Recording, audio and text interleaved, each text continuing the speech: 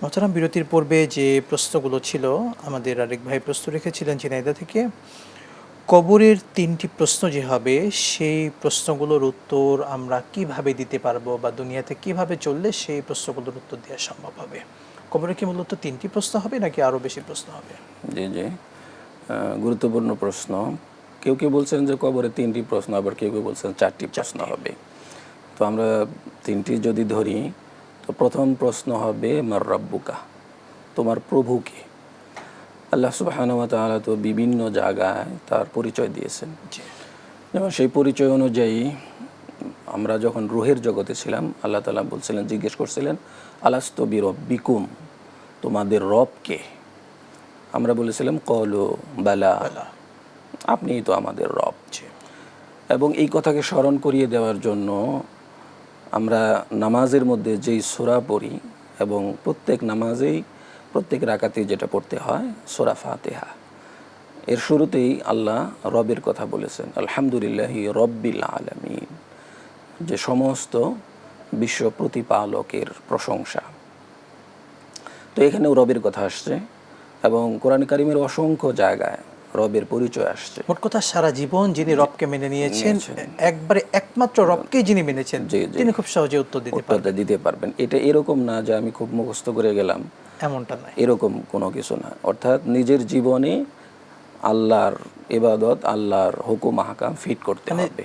যিনি দুনিয়াতে রবকে মেনেছেন তিনি সেখানে অটোমেটিক বলতে পারবেন রব্বি আল্লাহ। জি, রব্বি আল্লাহ, সহজ। আর এরপরে হচ্ছে যে মানদিনুকা, তোমার দিন কি, অর্থাৎ তুমি কোন জীবন ব্যবস্থা গ্রহণ করেছিলে। তো আল্লাহ তো বলছেন ইন্নাদ-দীন ইনদাল্লাহিল ইসলাম, যে আল্লাহর কাছে দিন হিসেবে মনোনীত হচ্ছে ধর্ম মনোনীত ধর্ম হচ্ছে ইসলাম। তো ইসলামের উপরে যে জীবনযাপন করেছে, ইসলামের উপরে জন্মগ্রহণ করেছে, ইসলামের উপরে তার মৃত্যু হয়েছে, সে যদি ঈমান নিয়ে ইন্তেকাল করতে পারে, তাহলে এটাই তার উত্তর হয়ে যায়।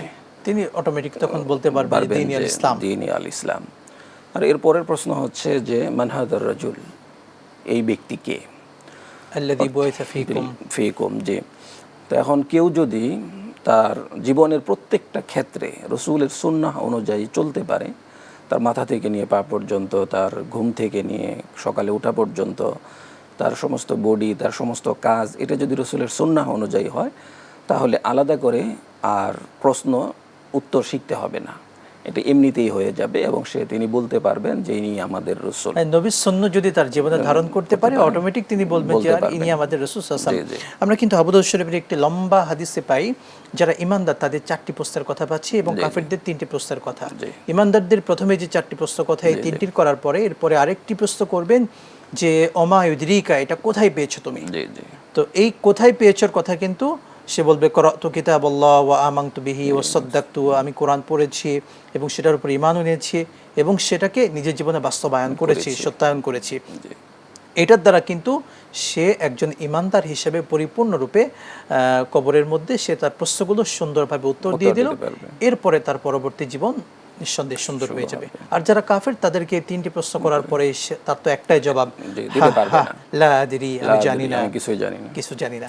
এখান থেকে কিন্তু আমরা এই আবু দাউদ শরীফের লম্বা হাদিসটি কিন্তু সেটি প্রমাণ করে। শুকরান, জাযাকাল্লাহ।